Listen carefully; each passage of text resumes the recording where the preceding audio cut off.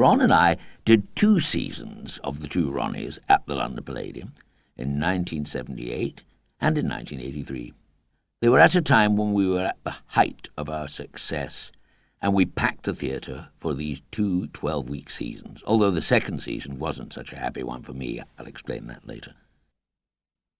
It was in the second season of the two Ronnies at the London Palladium in 1983 that I had a confidence-shattering experience which was to scar me for years afterwards. It occurred during one afternoon performance when we were doing Hello Sailor, the big musical number which closed the first half. Ron and I were dressed as wrens, and we were accompanied by a troupe of naval ratings as we sang and marched about the stage. I realized quite soon after the beginning of the number that something was badly wrong. The brightness and the heat of the lights were affecting me, and I was feeling quite giddy. It wasn't helping, of course, that I was wearing Wren's high-heeled shoes. As I got more wobbly, I became more alarmed. I felt I was going to fall into the orchestra pit, and I don't know how I got to the end of the number.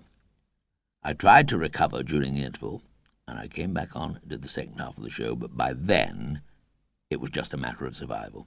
The stage was spinning, the auditorium a swaying blur. The lights seemed to lurch towards me, then suddenly pull back. I felt more panicky all the time, and my hands were running with sweat.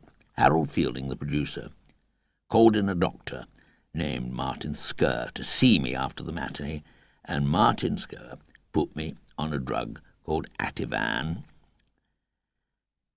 It just got steadily worse, so I went to see a neurologist who told Harold that he would have to close the whole show for a fortnight and allow me to rest. It turned out that I had labyrinthitis, an infection of the inner ear, which affects the balance. I came back to my home in Addington and rested and continued with my medication, but I was behaving most oddly. I just sat in the chair for hours, stared out of the window at the garden. I was probably going through something like a breakdown, although I didn't realize it at the time.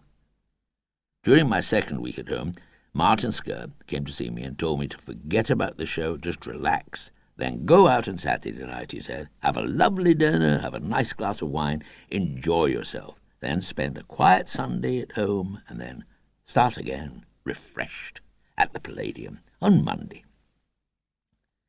So on the Saturday night, Anne and I went out to dinner.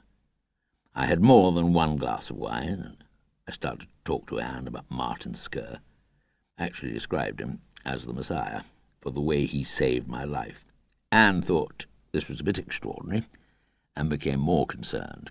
Martin Skerr was, and still is, a marvellous doctor, but being the Messiah was not one of his qualifications.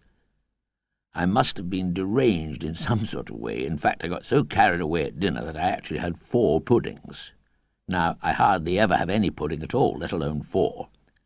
I don't think I finished them all, but still, it was a warning to Anne that I was still rather odd. I went back to finish the season at the Palladium, but it was really too soon, and I was struggling all the way through the last 3 weeks. I couldn't walk down the steep steps onto the stage for the opening number, so I had to make my entrance from the side. I felt that at any moment the stage would just tilt sharply and tip me into the orchestra pit. The memory of these attacks and the fear of them recurring haunted my life for up to 10 years afterwards. Every time I went to the theatre to get ready to perform, the awful fear came back. I used to have to time it carefully so that I would arrive at the theatre and be able to go straight to the dressing room, then straight out onto the stage, so that I just didn't give myself a chance even to think about it. And then when I went on the stage, I needed things to touch or to lean on for reassurance.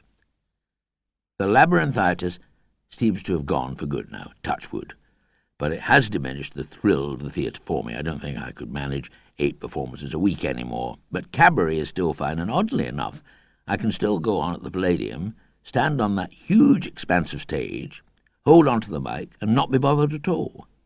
There must be something special about the place.